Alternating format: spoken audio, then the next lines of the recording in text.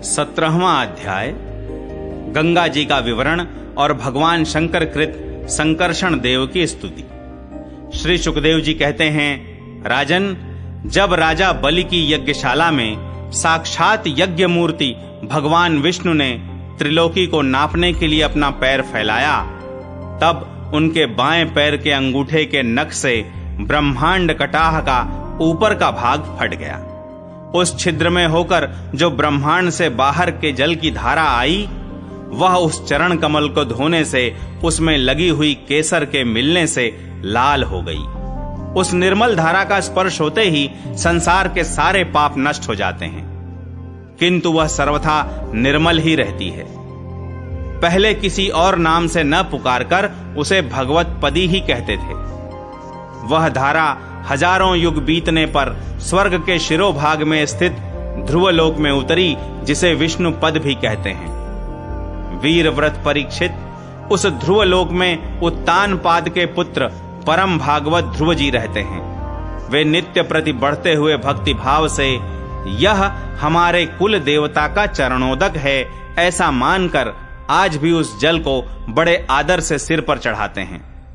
उस समय प्रेमावेश के कारण उनका हृदय अत्यंत गदगद हो जाता है। उत्कंठावश बरबस मुंदे हुए दोनों नयन कमलों से निर्मल आंसुओं की धारा बहने लगती है और शरीर में रोमांच हो आता है। इसके पश्चात आत्मनिष्ठ सप्तर्षिगण उनका प्रभाव जानने के कारण यही तपस्या की आत्यंतिक सिद्धि है ऐसा मानकर उसे आज भी इस प्रकार आदर पूर्वक अपने जटाजूट पर वैसे ही धारण करते हैं जैसे मुमुक्षु जन प्राप्त हुई मुक्ति को। यूं ये बड़े ही निष्काम हैं। सर्वात्मा भगवान वासुदेव की निश्चल भक्ति को ही अपना परम धन मानकर इन्होंने अन्य सभी कामनाओं को त्याग दिया है। यहां तक कि आत्मज्ञान को भी ये उसके सामने कोई चीज नहीं समझते। वहां से गंगा जी करोड़ों विमानों से घिरे हुए आकाश में होकर उतरती हैं और चंद्रमंडल को आप्लावित करती मेरु के शिखर पर ब्रह्मपुरी में गिरती हैं। वहां ये सीता, अलकनंदा, चक्षु और भद्रा नाम से 4 धाराओं में विभक्त हो जाती हैं तथा अलग अलग चारों दिशाओं में बहती हुई अंत में नद नदियों के अधीश्वर समुद्र में गिर जाती हैं। इनमें सीता ब्रह्मपुरी से गिरकर केसराचलों के सर्वोच्च शिखरों में होकर नीचे की ओर बहती गंधमादन के शिखरों पर गिरती है और भद्राश्व वर्ष को प्लावित कर पूर्व की ओर खारे समुद्र में मिल जाती है। इसी प्रकार चक्षु माल्यवान के शिखर पर पहुंचकर वहां से बेरोक टोक केतुमाल वर्ष में बहती पश्चिम की ओर क्षार समुद्र में जा मिलती है। भद्रा मेरु पर्वत के शिखर से उत्तर की ओर गिरती है तथा एक पर्वत से दूसरे पर्वत पर जाती अंत में श्रृंगवान के शिखर से गिरकर उत्तर कुरु देश में होकर उत्तर की ओर बहती हुई समुद्र में मिल जाती है। अलकनंदा ब्रह्मपुरी से दक्षिण की ओर गिरकर अनेकों गिर शिखरों को लांघती हेमकूट पर्वत पर पहुंचती है। वहां से अत्यंत तीव्र वेग से हिमालय के शिखरों को चीरती हुई भारतवर्ष में आती है और फिर दक्षिण की ओर समुद्र में जा मिलती है। इसमें स्नान करने के लिए आने वाले पुरुषों को पद पद पर अश्वमेध और राजसूय आदि यज्ञों का फल भी दुर्लभ नहीं है। प्रत्येक वर्ष में मेरु आदि पर्वतों से निकली हुई और भी सैकड़ों नद नदियां हैं। इन सब वर्षों में भारत वर्ष ही कर्म भूमि है। शेष 8 वर्ष तो स्वर्गवासी पुरुषों के स्वर्ग भोग से बचे हुए पुण्यों को भोगने के स्थान है। इसलिए इन्हें भूलोक के स्वर्ग भी कहते हैं। वहां के देवतुल्य मनुष्यों की मानवीय गणना के अनुसार 10,000 वर्ष की आयु होती है। उनमें 10,000 हाथियों का बल होता है तथा उनके वज्र सदृश सुदृढ़ शरीर में जो शक्ति, यौवन और उल्लास होते हैं, उनके कारण वे बहुत समय तक मैथुन आदि विषय भोगते रहते हैं। अंत में जब भोग समाप्त होने पर उनकी आयु का केवल 1 वर्ष रह जाता है, तब उनकी स्त्रियां गर्भ धारण करती हैं। इस प्रकार वहां सर्वदा त्रेता युग के समान समय बना रहता है। वहां ऐसे आश्रम, भवन और वर्ष पर्वतों की घाटियां हैं जिनके सुंदर वन उपवन सभी ऋतुओं के फूलों के गुच्छे, फल और नूतन पल्लवों की शोभा के भार से झुकी हुई डालियों और लताओं वाले वृक्षों से सुशोभित हैं। वहां निर्मल जल से भरे हुए ऐसे जलाशय भी हैं जिनमें तरह तरह के नूतन कमल खिले रहते हैं और उन कमलों की सुगंध से प्रमुदित होकर राजहंस, जलमुर्ग, कारंडव, सारस और चकवा आदि पक्षी तरह तरह की बोली बोलते तथा विभिन्न जाति के मतवाले भौरे मधुर मधुर गुंजार करते रहते हैं। इन आश्रमों, भवनों, घाटियों तथा जलाशयों में वहां के देवेश्वर गण परम सुंदरी देवांगनाओं के साथ उनके कामोन्माद सूचक हास विलास और लीला कटाक्षों से मन और नेत्रों के आकृष्ट हो जाने के कारण जल क्रीड़ादि नाना प्रकार के खेल करते हुए स्वच्छंद विहार करते हैं तथा उनके प्रधान प्रधान अनुचर गण अनेक प्रकार की सामग्रियों से उनका आदर सत्कार करते रहते हैं।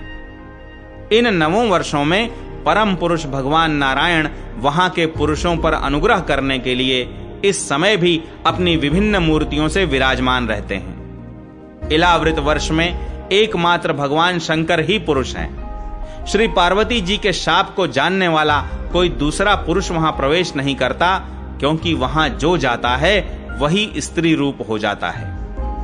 इस प्रसंग का हम आगे 9वें स्कंध में वर्णन करेंगे। वहां पार्वती एवं उनकी अरबों खरबों दासियों से सेवित भगवान शंकर परम पुरुष परमात्मा की वासुदेव, प्रद्युम्न, अनिरुद्ध और संकर्षण संज्ञक चतुर्व्यूह मूर्तियों में से अपनी कारण रूपा संकर्षण नाम की तमह प्रधान चौथी मूर्ति का ध्यान स्थित मनोमय विग्रह के रूप में चिंतन करते हैं और इस मंत्र का उच्चारण करते हुए इस प्रकार स्तुति करते हैं। भगवान शंकर कहते हैं, ओम, जिनसे सभी गुणों की अभिव्यक्ति होती है, उन अनंत और अव्यक्त मूर्ति ओंकार स्वरूप परम पुरुष श्री भगवान को नमस्कार है। भजनीय प्रभो, आपके चरण कमल भक्तों को आश्रय देने वाले हैं तथा आप स्वयं संपूर्ण ऐश्वर्यों के परम आश्रय हैं। भक्तों के सामने आप अपना भूत भावन स्वरूप पूर्णतया प्रकट कर देते हैं तथा उन्हें संसार बंधन से भी मुक्त कर देते हैं, किंतु अभक्तों को उस बंधन में डालते रहते हैं। आप ही सर्वेश्वर हैं, मैं आपका भजन करता हूं।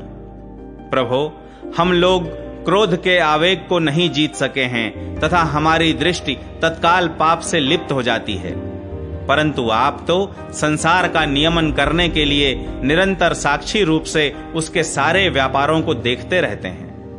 तथापि हमारी तरफ आपकी दृष्टि पर उन माइक विषयों तथा चित्त की वृत्तियों का नाम मात्र को भी प्रभाव नहीं पड़ता।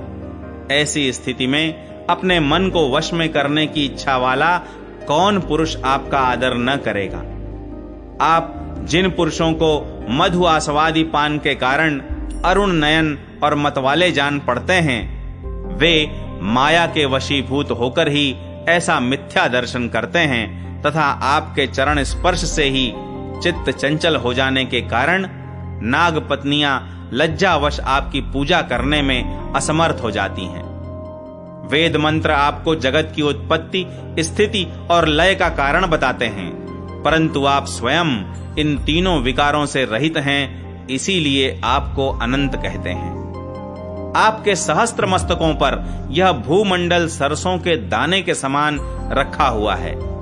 आपको तो यह भी नहीं मालूम होता कि वह कहां स्थित है। जिनसे उत्पन्न हुआ मैं अहंकार रूप अपने त्रिगुणमय तेज से देवता, इंद्रिय और भूतों की रचना करता हूं, वे विज्ञान के आश्रय भगवान ब्रह्मा जी भी आपके ही महत्तत्व संज्ञक प्रथम गुणमय स्वरूप हैं। महात्मन, महत्तत्व, अहंकार, इंद्रियाभिमानी देवता, इंद्रियां और पंचभूत आदि हम सभी डोरी में बंधे हुए पक्षी के समान आपकी क्रिया शक्ति के वशीभूत रहकर आपकी ही कृपा से इस जगत की रचना करते हैं। सत्वादि गुणों की सृष्टि से मोहित हुआ यह जीव आपकी ही रची हुई तथा कर्म बंधन में बांधने वाली माया को तो कदाचित जान भी लेता है, किंतु उससे मुक्त होने का उपाय उसे सुगमता से नहीं मालूम होता। इस जगत की उत्पत्ति और प्रलय भी आपके ही रूप हैं। ऐसे आपको मैं बार बार नमस्कार करता हूं।